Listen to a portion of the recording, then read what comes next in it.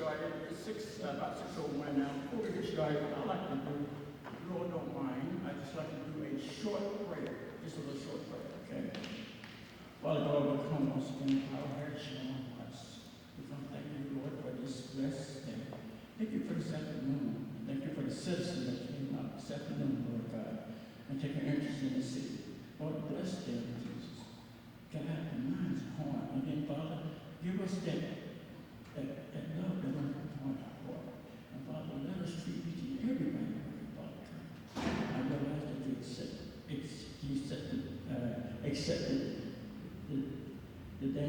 you said the thing a long time ago, Lord God. You said the example years ago, trying to get the words out. You accepted the example years and years ago, Lord God. We just want to thank you, Lord. We just want to thank you. And Lord, bless this meeting, Lord. Bless it, Lord. Let it be from heaven. We ask you to bless in my name, Jesus Christ. Thank you. At this time, we want to thank each and every one of you all for coming out this afternoon. You are in District 3, which I proudly represent. This is District 3. I represent this very, very proud. And I'm glad I'm expecting more citizens to be here. I guess they're a little bit late. But however, we're going to get started. Thank you very much.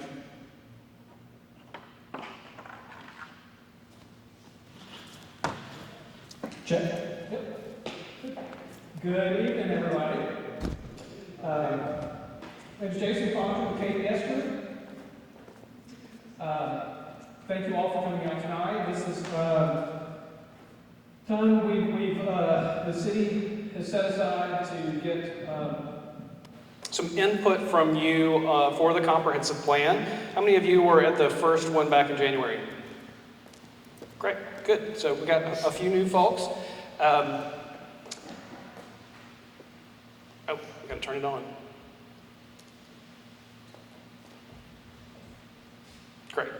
So tonight we'll talk a little bit about, or kind of give you a recap of what has the discussions, the input that we've gotten from the community over the last couple of months to put together a kind of new vision for the city and a growth strategy that kind of emanates from that vision, and then how we'll begin translating that into plans for land use and development and transportation. The city has tasked KPS Group, who I'm with, Jason Fondren, and Sane Associates to help them update the comprehensive plan. The last one was done about 10 years ago, and there's been a lot of growth in the community, a lot of changes that require kind of a refresh of the citywide plan. You'll see here on the screen the different parts that are going to be put into the plan, or that are going into the update of the plan, and kind of the schedule that we've had doing that. We are kind of about halfway through, or kind of working on the halfway point right now, with the expectation that we'll have the first draft of the plan will be done in July, and we'll start reviewing that with all of you in August, and we'll have another community meeting at that time to show you what the results of the plan are. And then we'll get into updating the zoning and subdivision regulations. How many of you have gone online to the community engagement site? Great. For those of you who haven't, it's called fastforwardphoenix.com, and there are a lot of different, there's a survey and some different mapping activities where you can give input on how you would like the city to be over the next, in the next 20 years. Recap of the visioning workshop we had back in January. This was held at the Eidelauer Park Community Center, and you see this map on the left-hand side of the screen that represents all the people who were at the meeting, the different parts of the city that they came from. And so we were really happy to see that distribution. Some of the themes that came out of that meeting were an interest in downtown revitalization, having a cleaner city, more riverfront development, having an event center, focusing on education, more entertainment and businesses so that you don't have to travel across the river to do the things that you like to do, given the way that Phoenix City has grown. It's about time to get some of those things locally. And we asked what would have the most positive, what change or what effort should the city pursue that would have the most positive long-term impact on the community. And we got a lot of responses that evening. We did a little post-it note exercise. You saw that in the previous slide here. These were the results of that. More development, restaurants, businesses, houses, safety, riverfront, downtown, recreation, entertainment, traffic, road improvements, and then a host of other things like planning and community initiatives, higher paying jobs, clean up the motels on Opelika Road, all kinds of good comments that evening.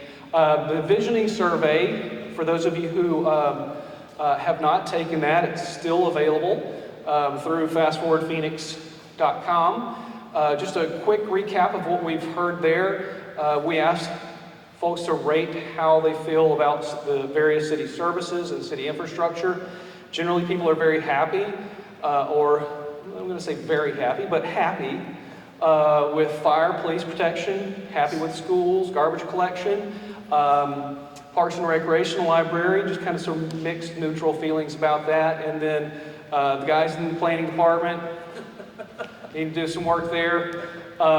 Infrastructure, favorable opinion in terms of water and sewer. Middle of the road, no pun intended, well, pun intended. Road conditions, traffic flow, stormwater, and then need some work on the pedestrian and bicycle facilities. We asked about quality of life. How is it today? How do you perceive that it has been changing for you personally? 63%, about 2/3 of the folks who took the survey said that they think quality of life in Phoenix City is good. That's good to hear.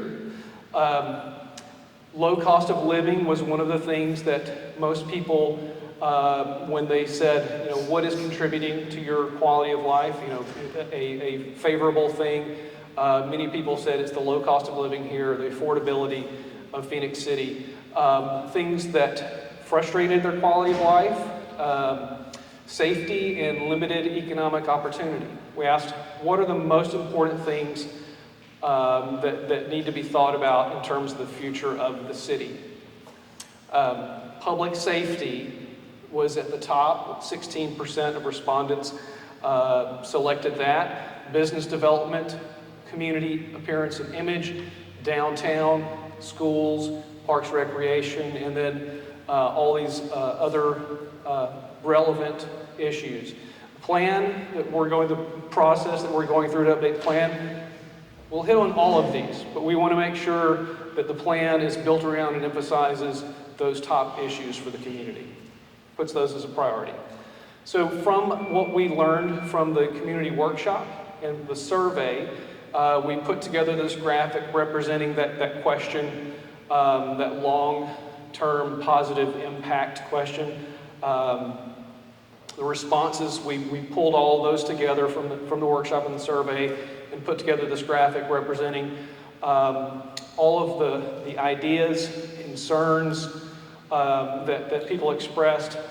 You'll see here that if you're not familiar with the Wordle concept, the larger a word appears in the graphic, the more times it was brought up by those who responded to that question.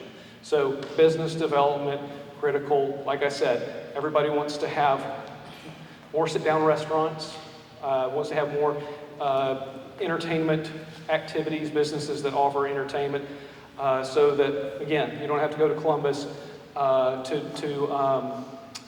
for shopping, for restaurants, for entertainment, downtown, entertainment, leadership, revitalization, stronger working on the sense of community, having things for the youth to do. All right, so we'll talk a little bit about the sort of a process we've been going through looking at the physical side of the city and the different issues and opportunities that you have based on the physical layout of the city. The first things we want to look at are sort of the natural systems in the community, the river, your creeks, flood-prone areas, wetlands, parks, all of those we refer to as your green infrastructure because they serve unique functions within the community. Your waterways and wetlands serve stormwater and water quality functions for you, just in the same way that the things that we build serve for drainage and filtering water. Open spaces provide wildlife habitat and parks and recreation opportunities. Your activity centers around the community, downtown, your commercial corridors along 2A, along your major highways. You have various commercial hubs that serve sort of a community-wide customer base. In the Ladonia community, on Somerville Road, and then we're starting to see some of that happening now south on 431. So some larger commercial centers that serve a larger area, and then a lot of really small ones that serve the nearby neighborhoods. And then, of course, your industrial hubs around Opelika Road, out on Brickyard Road, and on the industrial park on Downing Drive, places that provide a lot of business employment opportunities for the community. And then when we look at residential development, we tend to recommend that your business hubs are sort of magnets for your residential development. And that is largely true when you look at the way that the city has developed over time. And that as you get further and further away from those business areas, and that the road infrastructure and water and sewer and all that stuff that supports those business areas, that the density and intensity of uses would start to fade back. Community image is an important aspect of the physical side of the community, and was one of those issues that people selected as kind of one of the top issues for the future. Your gateways along your major roads and the major roads that bring you into the community, we call those image corridors. We think that those are things that, from the city standpoint, they have a value in managing their visual and physical character. You want traffic to move fairly smoothly. You know, that's important because you come into Phoenix City and you slow down and get into bad traffic, it's going to give you a negative impression of the city. If, as you're coming in on 431 or on 280, the community doesn't look very good on those major roads, it's going to have an impression on visitors. You know what they say about first impressions, right? It's hard to change people's first impressions. Those gateways and those image corridors are where Phoenix City creates those impressions for people who are coming into the community for the first time. Bicycle and pedestrian facilities. I'll talk a little bit more about this, but you've got, you know, an existing sidewalk network, you've got the Riverwalk, but there are a lot of places that are missing, or where there are some missed opportunities, or places where there could be some investments in more on-street paths, like sidewalks, maybe some bicycle lanes, multi-use paths along streets, and shared lanes or sharrows, or designated space along roadways for bicycling. But it's always important to have a sense of priority when thinking about and planning how to build your bicycle and pedestrian infrastructure. Remember, this is one of those issues that the community said you're not doing too well on. You need work on it. So you can't just go and build sidewalks and put bike lanes everywhere in the city. It's too expensive. So you have to figure out a way to prioritize. And we suggest focusing on those opportunities where you can connect neighborhoods to parks, to schools, and then look at connections that you can make, such as from neighborhoods to other neighborhoods, neighborhoods to business areas.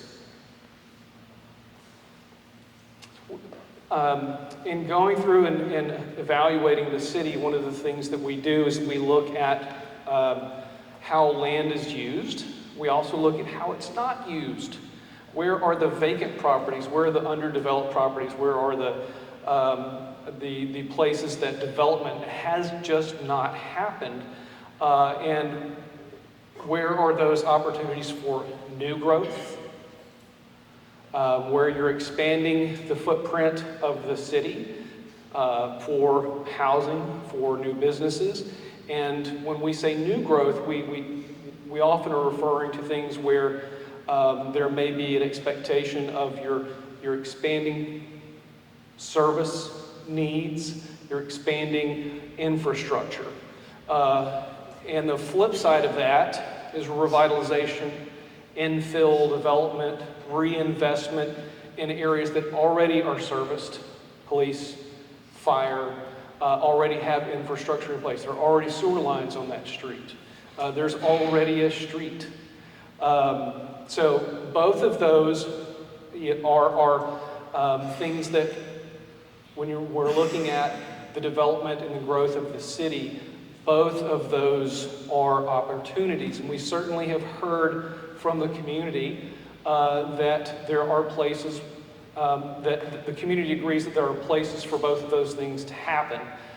We quickly put this diagram together representing sort of potential new growth areas. This is where growth is already kind of moving in that direction, or where there may be an opportunity for the city to support growth in these areas.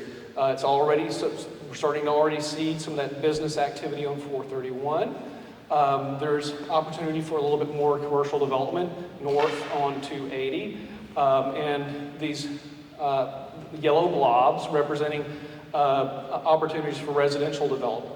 And then we have the 13th, 14th Street corridor in downtown. Major opportunities for reinvestment, revitalization. And then a couple of properties, a fairly large area along 280 south of downtown, along the Broad Street extension, over towards Brickyard Road, an opportunity to fill in an area that's been sort of skipped over or that's had development there that's kind of faded over time. And then areas that haven't grown much, or where you're starting to see more development around 80 and River Chase over by the hospital. There's a lot of undeveloped land over there that represent, pretty significant opportunities for some commercial and some other types of development. So we have on the Fast Forward Phoenix site a mapping exercise, which people have, you'll see all of these red and blue and yellow dots representing their suggestions for where there should be new housing development, new commercial development, and areas where they'd like to see reinvestment in existing neighborhoods and reinvestment in existing business areas. And those correlate pretty well with those areas that we've identified on that diagram there. After our presentation, we have some questions for you about what you would like to see in terms of development, in the character of development, and I'll kind of segue to that once we wrap the presentation up. Let me talk a little bit more detailed about land use planning. Sean, no, you'll be my. What is land use? It's the type of, it's basically the use of what the land is currently being used for, or what the desired use for that land is. Right, such as? Commercial, residential. Right. Okay. Thank you, Sean. Put him on the spot.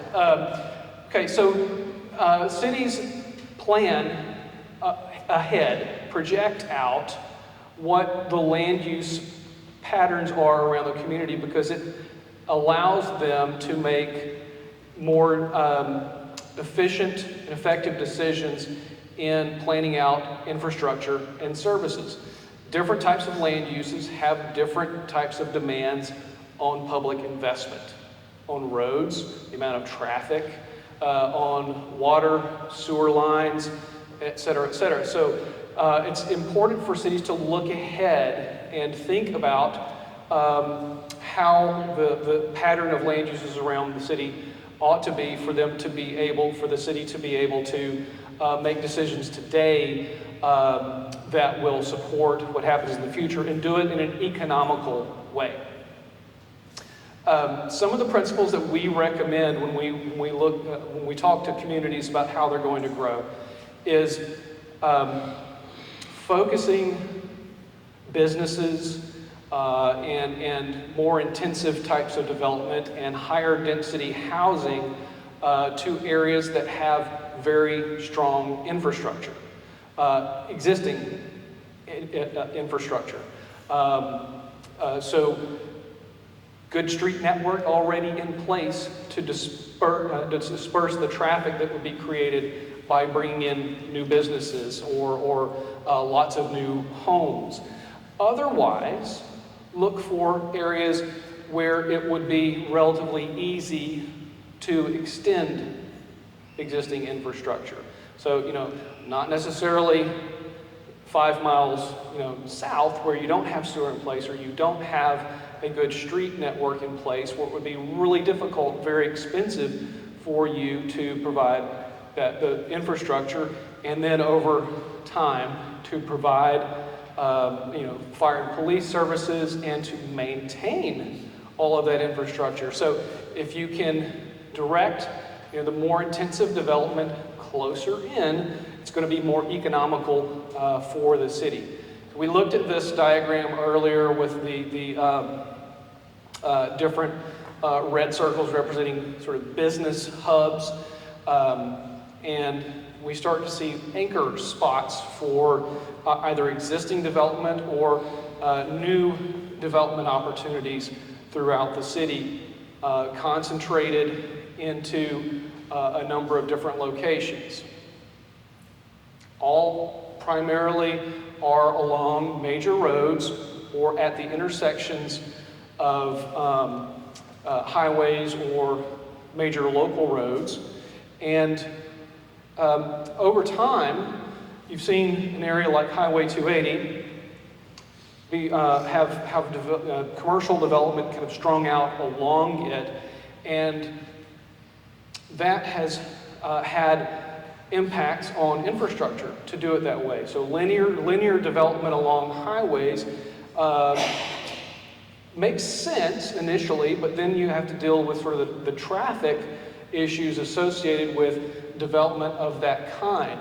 The service roads that you have on 280 have helped facilitate traffic on there, but what's your least favorite part of the road network to be on at rush hour any day of the week?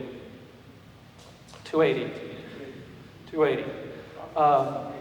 It's because you have a mix of people trying to go to businesses they're pulling off to go to the gas station or to stop at the drugstore or to, a fast food restaurant. Meanwhile, you're just trying to get through to get home. So you have these two conflicting streams of traffic. So when you start to develop in a more nodal fashion, or these hubs of activity, you're able to build a street network that separates those streams a little better and provides more alternatives for people to get around. Also, it's great to have, and you already have a lot of this, areas in the community that are sort of off the beaten path, that serve little business areas that serve the people nearby, the neighborhoods nearby. And when you have those, it's great if you can make them easy to get to and to get around on foot. When you look at those business areas, you need to think about how the relationships of the surrounding development fits with those business areas. And if you have the opportunity to think about this in advance, having a policy in place to kind of buffer those areas with higher density residential or offices or sort of areas, types of development that don't necessarily create a lot of traffic. And then beyond that, that becomes a separation between those very traffic-heavy business areas and neighborhoods. You have sort of a middle grade type of use in those places. And then you get out beyond that to the residential areas and the neighborhoods. We talked about green infrastructure before, and try to protect those parts of the city that keep some of that green space, both from just a visual benefit. People like to have green around them, like to have access to nature, but those infrastructure functions that your waterways and wetlands perform for you. One of the ways that communities do that is through conservation development. And the concept here is in a city that has zoning, like Phoenix City does, there is a set of limitations on how many houses you can put on into a new subdivision, density limit or minimum lot size.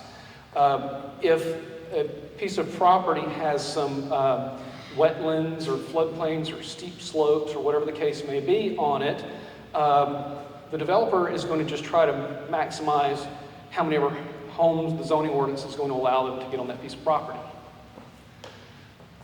In using a conservation development option within your zoning ordinance, it allows them to get the same number of units that they would, in scenario one, allow them to shrink up the footprint of it a little bit so that you can retain more of that green space and floodplain. So in this diagram over here, you've got like 30 or 40 houses.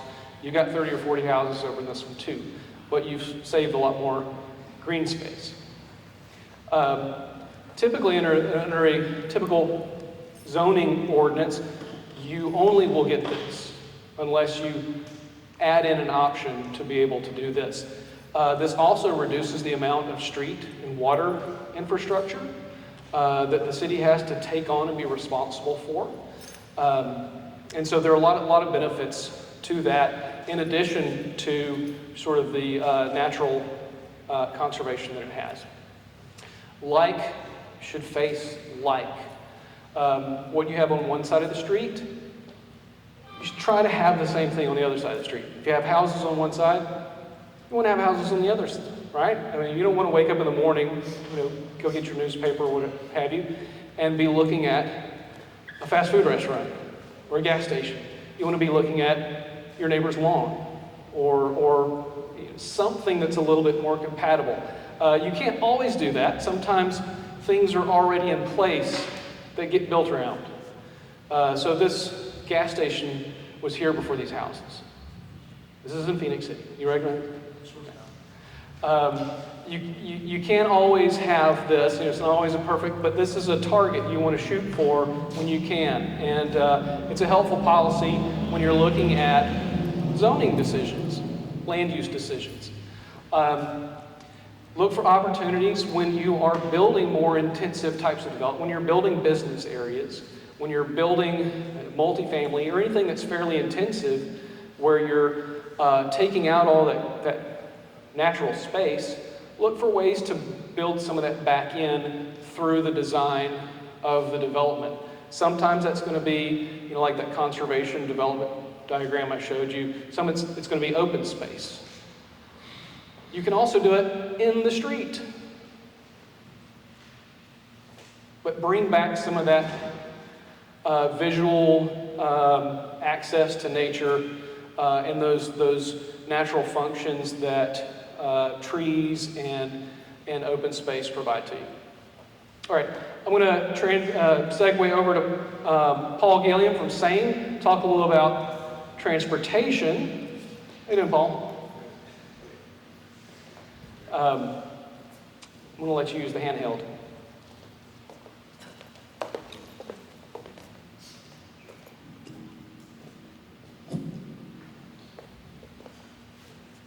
Thank you, sir. Everybody hear me all right? Make sure not too loud or anything. Okay, as Jason mentioned, I'm Paul Gilliam with SANE Associates. Our job on this was to look at the transportation for existing and then future conditions as well. So far, we've looked at the existing conditions for traffic, bicycle, and pedestrian infrastructure.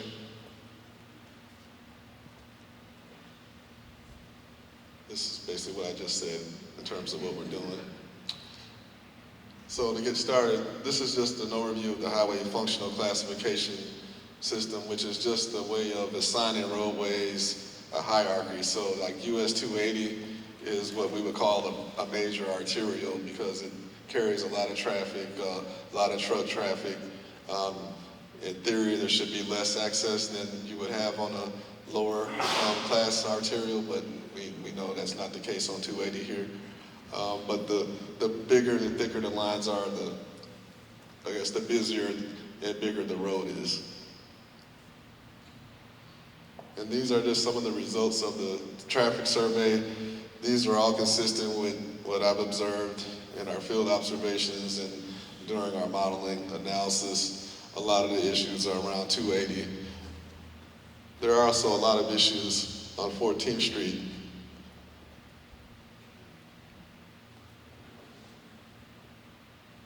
And then these are just results from ClearGuide, which is a software. They're collecting travel data nonstop during the course of the year. And so these are just some results that show real-time travel conditions. This is the AM peak hour. And as you can see, there's nothing really surprising to anyone here in this room because 280 is problematic, the 80 area right here, and then right here, downtown. And then this is the midday peak period from 11 to 1, around lunchtime. Similar situation, 280 is the problem. And then the PM, which is 4 to 6 p.m., a little bit more congestion on 280, but again, 280 is the primary problem, along with some of the interchange areas with 80. And then this is the results from the Columbus travel model. So you won't see the same amount of congestion on 280 because this type of model doesn't have all of the driveways. It doesn't have all of the traffic signals and the frontage roads. This is more of a regional big picture model. And so ultimately what we'll do is use this to look at future land use scenarios like Jason's been referring to. And these models are particularly good at seeing the impacts of if you have 500 homes or a lot of retail added to a particular location, what are the impacts on the highway network?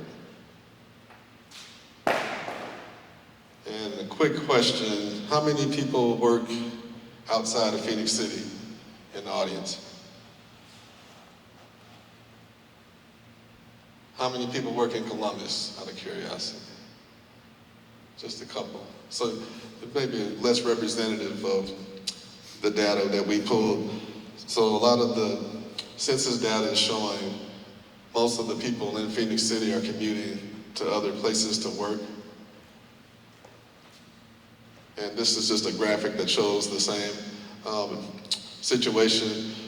This 8656 number is the people basically leaving out of Phoenix City every day to go to Columbus to work.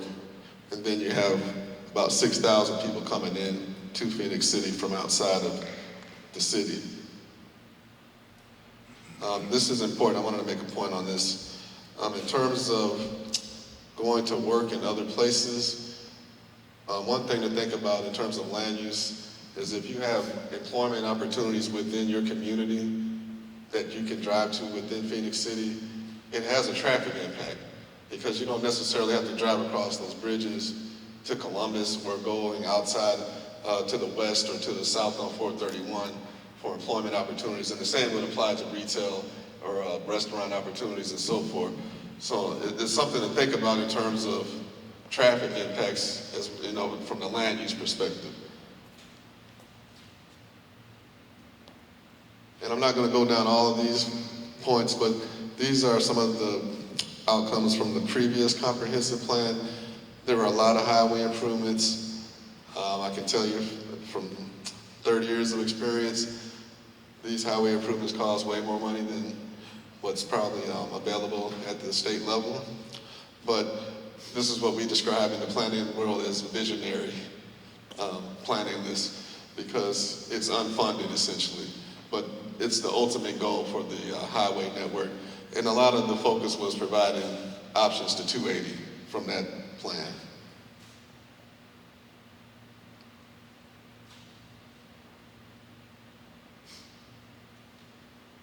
Still going? All right, this is a few of the current and planned projects. Got replaced the, I cannot pronounce that, Coca-Cola Creek Bridge. See how I said that real quiet?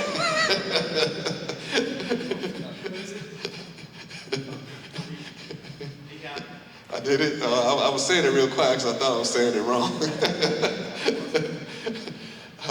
Resurface Opelika Road, streetscape improvements on 14th Street. I think Jason mentioned that as a gateway corridor into the city. And then intersections improvements at 13th and 14th Streets, essentially as a part of that streetscape project. And then these are some of the outcomes from the MPO transportation plan. So this is the Columbus transportation plan for the entire region that includes Phoenix City. Just a couple of highlights. The goal, I know from the MPO perspective, is to increase options for walking and bicycles across the region, including Phoenix City. And it's consistent with our observations. So these maps, or this particular map, shows the existing sidewalk network from the available data that we had. There may be some sidewalks here and there that we missed, but overall, this tells me a picture of there's a lack of connectivity across the city. One of the things we're going to look at in terms of the future recommendations are opportunities to connect some of these gaps, introduce new sidewalks in areas particularly around schools. Connecting schools to the surrounding neighborhoods is something that's always a priority when I'm in the process. Access to parks, public housing. We definitely want ADA compliant sidewalks where we have elderly people, for example. You want to make sure that if someone's in a wheelchair, that they can easily access where they're going. And then we want accessibility from the surrounding neighborhoods to the riverfront area, which is really important as well. And then this is the results, or these are the results from the survey. A lot of what I just said, a lot of demand, a lot of interest in bicycle and pedestrian infrastructure across the city. I can't help but notice along this 14th Street corridor, which I think is one of the corridors that I would probably hone in on as well as a starting point for connecting some of the gaps.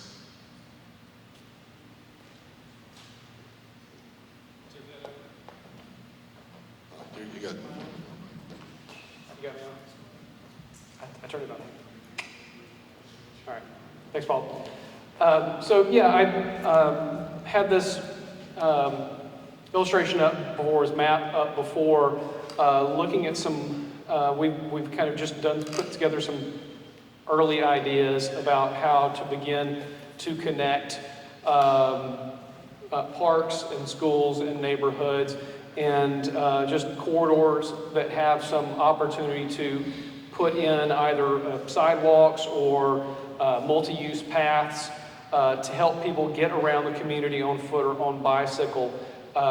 Looking at some opportunities along Somerville on River Chase, connecting up through the Lakewood Park and Golf Course and the school up there, and then a possibility of some type of pathway along Dobbs Drive over by the high school. The part of Dobbs has just a really tremendously wide roadway. It's like 40 feet wide in some sections of it. It's a perfect place to put in bicycle paths. Unfortunately, not all of it is that wide. So there's a constraint. So, you have to look at those kind of conditions on the ground and figure out good solutions. But there's certainly some opportunity there. And then the idea of putting some type of greenway trail or walkway along Holland Creek that would connect you down to the river walk here in the amphitheater area, and potentially going, all the way across the center city up to towards 280 and getting over to the Phoenix City Intermediate School. And then a couple of different ideas connecting up neighborhoods, parks and schools down on the south side and along the creek here. I'm not going to try and say that. And that's just right behind us where we are here. But again, looking at some strategic locations that would have an immediate benefit for people to get to parks or to get kids to be able to walk to school or walk with their parents to school, and then start to build a better network, and then you can go to the next several phases from there, and over time start to create a really strong bicycle pedestrian network throughout the city. We want to get some feedback from you on roads, road conditions, traffic, safety along in the road network, as well as to hear some of your ideas about bicycle and pedestrian opportunities. In just a second, we're going to wrap up the presentation, and then we'll go to these. We've got some maps up on board. We invite you to come over and talk to us and show us, where you have issues that you want to get fixed, or ideas that you have, where those might be, why do you think they're good ideas. And we also have some posters up on this wall over here. You just kind of filter over there as you like. We have some dots for you to be able to kind of take a look at the photos, take a sheet of dots and put dots by the photos that you think are good ideas for Phoenix City. Just 1 second. You're first. So where do we go from here? We're going to develop out the land use plan that's part of this comprehensive plan, and then look at the transportation needs based on what the impact of that land use plan would be. Paul and his folks are going to work on that. Then we look at city facilities and infrastructure and how they need to be planned out based on this overall development plan, where investments need to be made to make sure that the city's in a good spot 10, 15, 20 years down the road in terms of infrastructure and services. And then again, when we get into the middle of the summer, we'll have a draft of the plan out and begin reviewing that with the council, planning commission, staff, and then have that open house in late July or early August. If you haven't been to the site, fastforwardphoenix.com. And before we go to these questions, so ma'am, you've been waiting. I appreciate you sharing the vision of the future. I have some concern with the present. I saw your survey and I participated. Okay, good. But when I called to make an inquiry, no one could tell me what the survey was for. Now, my concern, number one, is communication and the timeline for this plan. Because I've visited and lobbied for a lot of destabilization. I've only been living in this area for 20 years. But I wanted to acquaint myself with my neighbors because I saw a lot of things going on. And I talked to them one-on-one. And my concern primarily would be the timeline for this project. This change is always inevitable. But I really would touch my heart. I saw a lot of people that were living in their homes for like 69 years, 35 years, and they don't want to go anyplace. And sometimes people is very comfortable and don't want change. Now, I went from the city because I'm not into a lot of big metropolitan stuff. But I understand everyone that Phoenix City has a part-time mayor, and it only has 40,000 residents. So they do need money, and they operate on a tight budget. The bottom line to my presentation is the zoning notices in this city are terrible. People need to know about zoning, need to know the timeline, when all this is going to jump out. And 431 is very difficult to get on to. You think 80, 431 is very difficult too. Okay. You know, so my thing is improving the communication, letting the residents know what is being done when. And my final concern is how do you determine the upgrades for Phoenix City? In what area? Because there's some things whereas my property was rezoned, I never was told about it. I had a survey before I bought the property. You know, and I know that everyone should be concerned about the zoning because when construction is going to happen, you need to know that the public. Absolutely.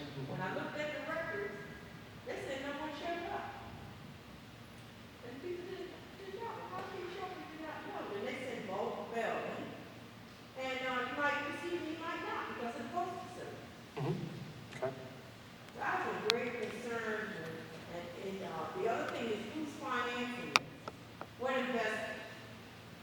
See, I'm not worried because I'm 74, so my timeline is short. But I'm voicing and echoing this, and people can open their eyes and ears and ask questions. Because you might sell for one price, but real estate is becoming so expensive. I don't know what to do. Right. And the people moving to the south, it's cheap. It's more reasonable. Those are concerns that people need to begin to think about. If you're having hard times now, if you don't pay attention, you're going to have a hard time. Thank you for listening. Okay. Tracy, can you chime in on the communications and zoning? Yes, ma'am. On any rezoning issue that we've got, it first comes before the planning commission. We do send a certified letter to the adjoining property owners and notify them of that rezoning decision and the public hearing. And then we have a public hearing that's advertised for the city council. So it does come before planning commission twice and city council. Is it certified? Yes, ma'am, certified letter, and we do put letters. Oh, we it takes a sign. time. I'll call you one-on-one. Okay, and we do put signs on the property to notify the people that the property is up for rezoning. But yeah, I'll give that card, you can talk to me. Yeah, right. I'll come in with you on. Yes, ma'am. Yes, ma'am. But this is primarily to talk about our future land use plan and what we would like to see happen in Phoenix City in the future. And our zoning map should reflect what our future land use plan has, that the city comes up with through the community survey. So that's why it's important that y'all come to these workshops, y'all go to the Fast Forward meetings. We try to get Fast Forward Phoenix out as much as we can. We do a lot on social media. We do advertise in the East Alabama Citizen. And we talk to anybody we can to go to Fast Forward Phoenix. Please tell your neighbors and them to go there. We will have one more in-person public hearing will probably happen in District 2, which is the downtown area, in July, about the July area. So we'll send out a notice to everybody that gave us an email to let them know when that public hearing is. But this is for the future land use map. This is not zoning of property. So don't look at any of the property on these maps and think that your property is being rezoned, because it is not. No, I'm just concerned, is basically based on what has happened, and I don't know if this information were out, but I thought it might not be, because if you say you sent a certified letter, if I'm correct, unless it's this information, I should receive it, or you don't have my signature. Well, that is the policy, that we send the adjoining property, adjacent property certified letters for any rezoning that's coming through. Thank you. You're welcome. Is there, be there just a minute?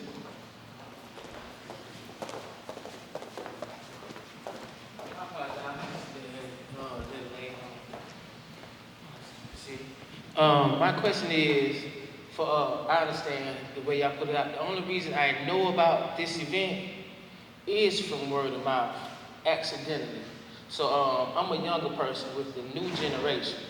The way we learn now, the way we get our technology, is not from local newspaper, the radio stations, or anything like that. So is there a better way that we can come up with where your younger generation is getting the information? Because like I'm 38 right now, and I know nothing about this. I know nothing about the rest of the things that are going on. If you look, it's older people here. Younger people don't know about it, even though I'm a home buyer now. So is there a better way you can put this out? Because I was under the assumption about, the neighborhood putting apartments there or whatever.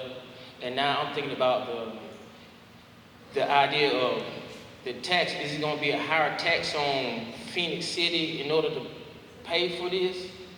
Or are we going to have infrastructure or events coming in to help pay for it? For example, Columbus has the Stars and Stripes, bowling alleys. And then are we going to be able to have some of those to actually help pay for that? Or are we just going to have like the storage areas that's being built more and more, like on 280? Good question. In terms of getting word out to the community, let's start with that one. So part of what we tried to do here was to open it up through more social media, more online communication. That can take time if folks are not following the channels that the city is broadcasting through. But city government is not necessarily on TikTok. But the city has tried to do it that way, but not everybody's connected into the places where the city is putting information out. So sometimes that just takes a little bit of time for people to connect with a city social media profile to be able to see those things. But if we can get more people sharing when they see notices coming out, sharing them with their friends online, that would certainly be very helpful. It's always difficult to kind of make that transition for cities because the people who are following the city are a select group. And hopefully we can get that select group to help push that information out more. Yes. I listened to the young man, what he stated. What I've done, the last couple of weeks, what I did, I had some flyers ran up. I took them to about 4 or 5 churches in this district, here in the district. And matter of fact, I talked to the pastor, make sure I gave those flyers to the pastor. That's what I said earlier, I'm looking for more people to be here in District 3. I understand what you're saying, but we do have a website. All you got to do is go to the website. You can find out just about anything going on in here in Phoenix City. Hey, that question. Are y'all going to the people in the neighborhood asking about their houses? No.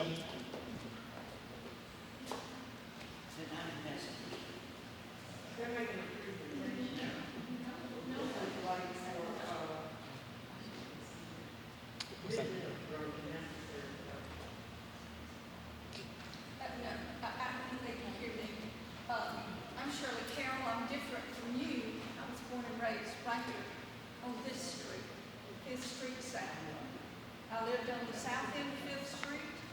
the only businesses we had were on Sill Road.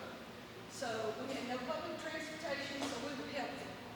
We walked from South Fifth Street all the way to Sill Road if we needed something. So that hasn't changed. It hasn't changed. My thing is, the people in this area, including Ross Bay, we need facilities before green space, and I'm all for green, I really am. But I think that people who live in an area, this was a wonderful place to grow up. People took pride in their homes. It was a great community, and it makes me sad to see so many vacant houses on the street, boarded up. Now, the city has bought property and redeveloped it and enhanced the street, in my opinion. From Mr. Stevens' store all the way on Sill Road, they have the fire station, they have, what else comes next? The Boys and Girls Club. No, from Sill Road. Stevens is on Sill Road, the business. And then from there, top of Fifth Street looks great. It really does. To me, it does. But if we could just get more businesses on the other end of Sill Road. Okay. Sorry. Thank you. Let me respond to the question about whether there's a secret plan to raise taxes. No, there's not.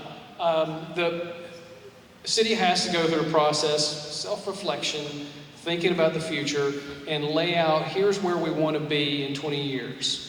That's what this is. There's no agenda like we like all these ideas, therefore to get them done, we're going to raise taxes to do it, and we're going to have to raise taxes this much to get all this stuff done. It's more the idea that this is where we want to be. Now let's spend the next 5-10 years figuring out how we're going to do it. And it's incremental. It's not a big master plan, and here we're going to make these decisions in the next 2 years and just go and do it all. Some of the stuff may never ever get done because there's not enough money to do it. But you figure out the things that you want to do and you shoot for it, because if you don't put those ideas up on the wall, you're never going to go for it. You're never going to get 50% of the way there. You have to say, we want to get to this point so you can actually try to get there. You may not make it, but you're going to try. So there's not an expectation that there's going to be an effort to raise taxes or to automatically start funding all of these projects.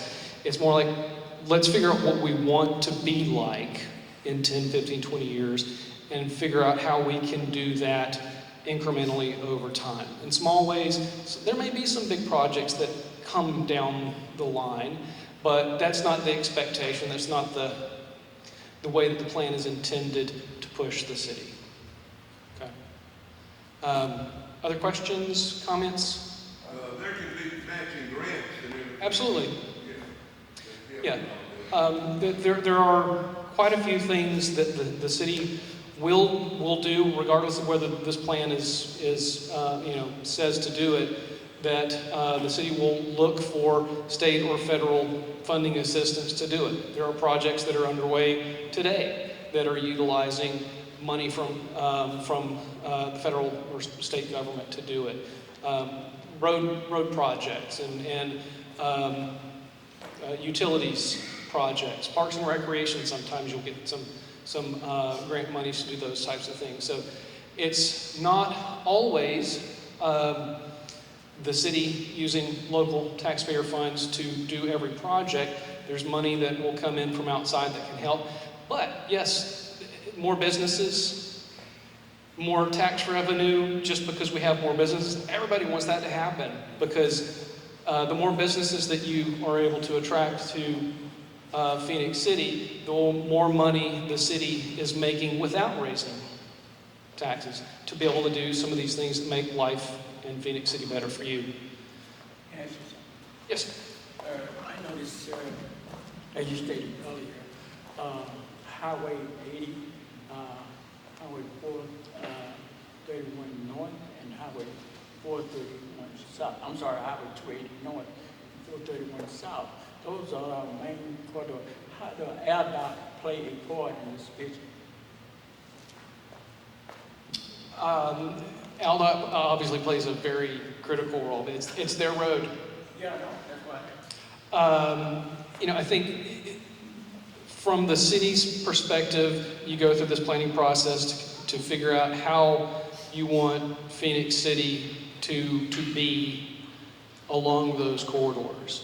And if there are changes to those highways that would help you to achieve your goals, then you work with ALDOT to figure out what can you do together to make those changes. But at the end of the day, they're in control of what happens on those highways. So we try not to depend too much on or try to have an expectation that the city is going to have final say-so on what happens along those roadways. But should still have expectations and try to work as partner with ALDOT to figure out what kind of improvements happen on those highways to make life in Phoenix City better for everybody, for businesses, for residents. Yes, ma'am. Does the city ever reach out to national brand companies, grocery stores, any of those type of businesses to say, hey, perhaps